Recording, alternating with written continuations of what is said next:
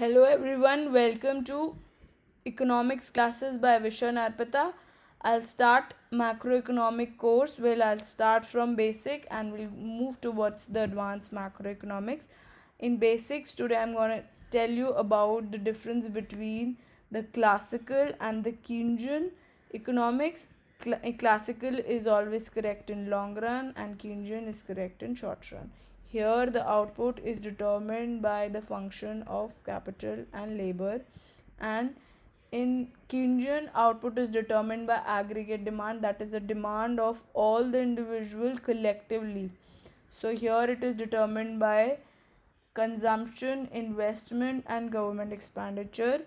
In Keynesian, there is always a situation of full employment in the labor market where demand for labor is equal to supply of labor. If demand for labor is greater than supply of labor, wages will increase. मतलब अगर हमारी demand ज़्यादा है labour की supply से, मतलब हमें labour नहीं मिल रही मार्केट में, तो वेजेस बढ़ा के भी हम उनको अपॉइंट करेंगे. पर अगर सप्लाई लेबर की ज़्यादा है तो जो बंदा हमारे से कम वेजेस में भी काम कर देगा हमारा वैसा ही, तो हम उसे अपॉइंट कर लेंगे. तो in that case the wages will fall. So this is called wage flexibility, which where there is always a situation which implies full employment. So here the situation is completely reverse, where this economy is characterized by unemployment and wages will not fall as wages are rigid.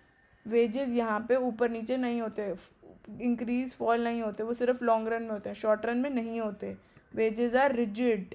This you can memorize कि wages rigid होते हैं क्योंकि government ensures that there is a minimum wage criteria कि इतना तो अगर हम किसी लेबर को पॉइंट कर रहे हैं तो इतना तो हमें उसको वेज देना ही पड़ेगा. That is why due to this there is a downward inflexibility of wage. Other difference is that classical में says law says that supply अपनी demand खुद create करता है. Supply creates its own demand, but this is opposite in case of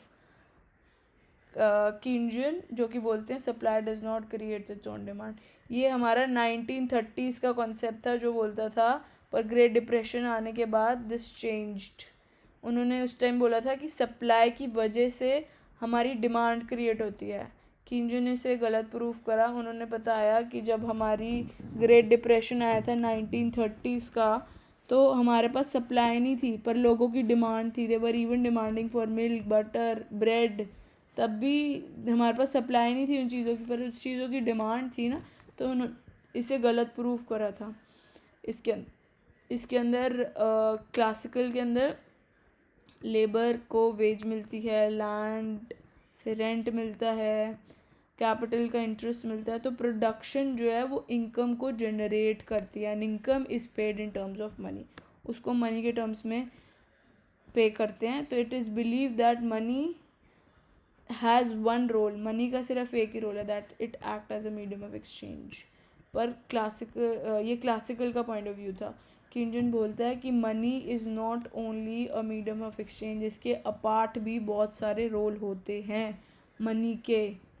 that is it can be use for transactive purpose, for speculative purpose. Transactive मतलब income बढ़ेगी तो बंदा ज़्यादा spend करेगा, मनी की डिमांड ज़्यादा होगी, तो that is for transactive purpose. Speculative जो कि डिटर्मिन होता है by interest rate. Interest rate कम होगा तो ज़्यादा डिमांड होगी मनी की. इंटरेस्ट रेट ज़्यादा होगा तो लोग बैंक जाकर विड्रॉ नहीं करेंगे पैसे. Got it.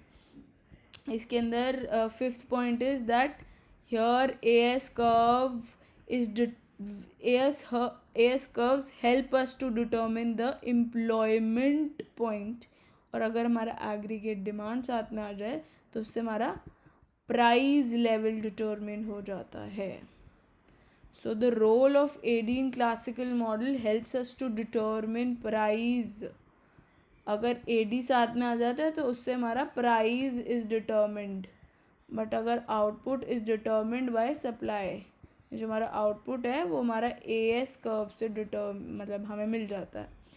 But here role of AD AD वही हमें उसके अंदर हमने क्या बोला था, AD से हमें प्राइस मिलता है, यहाँ पे AD से हमें help us to determine the output, उससे हमें आउटपुट मिलता है AD से। तो output is determined by demand plus price.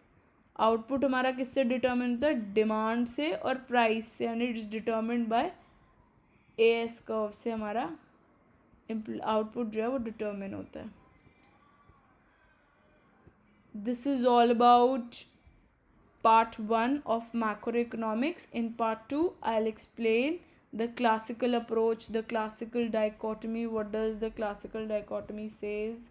So I'll cover that portion. This is all for this video. Please do like, share and subscribe to economics classes by Visha and Arpita. Bye bye.